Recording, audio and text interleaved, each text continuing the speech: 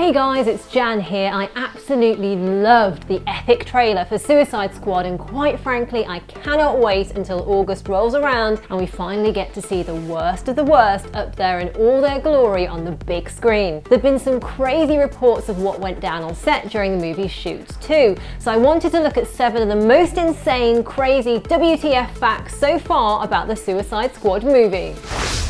According to Ike Barinholtz, who's best known for the Mindy Project and the Neighbours movies with Zac Efron and Seth Rogen, Suicide Squad director David Ayer loves to really mess with his actors' minds before they start filming, telling them all sorts of crazy stuff to get them in the dark place he wants them in for their character. Barinholtz, whose Suicide Squad character is yet to be revealed, says that Ayer used a similar trick on his last movie, Fury, and it very nearly ended in a fight between Shia LaBeouf and Jon Bernthal. And during Cara Delevingne's audition for Suicide Squad's Enchantress, David Ayer riled up Delevingne so much that she says she wanted to kill someone by the time she left.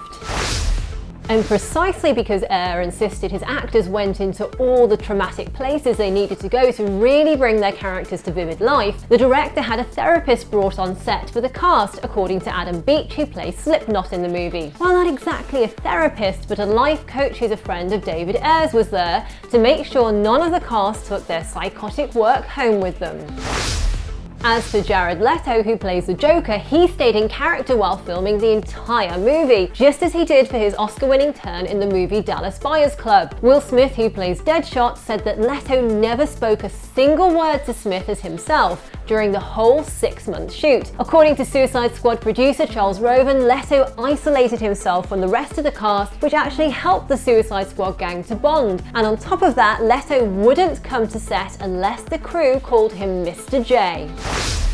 In fact, Jared Leto has taken his method acting to a whole new level with Suicide Squad, sending his castmates a bunch of disturbing gifts. Leto sent his co-stars, who were in rehearsals at the time, a video of himself in character, telling them he was sorry not to be there but was working just as hard as they were. For Margot Robbie, whose Harley Quinn character is the Joker's lover in the comic books, Leto sent a love letter plus a box with a live rat inside. Will Smith also got a letter from the Joker actor, but his one was accompanied by bullets. And what does a method actor playing one of DC's greatest villains get his castmates as a group gift?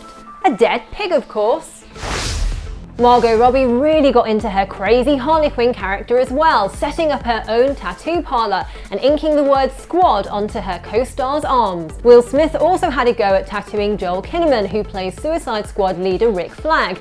However, apparently tattooing isn't one of Smith's many talents. In fact, to quote Kinnaman, it was like watching a drunk baby fly a helicopter.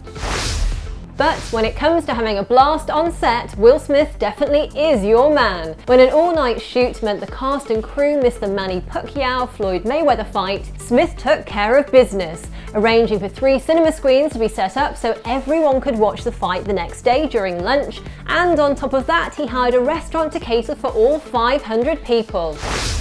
And not content with his boxing match endeavours, Will Smith also pumped up the volume along with the tempo and threw a party for the cast and crew, including a special concert with none other than DJ Jazzy Jeff. The guys performed 10 songs together, doubtless a good bit of practice for their 2016 reunion tour. So guys, what are you looking forward to most about Suicide Squad, and what kind of Joker do you think Jared Leto is going to make? Plus, are there any other crazy things you've heard about the movie and its stars? I've got more DC and comic book videos coming up shortly, so do subscribe for those. And you can check out some links here for more of my movie facts, Easter eggs and Comic Con videos. Thanks for watching and see you next time, yippee-ki-yay movie lovers!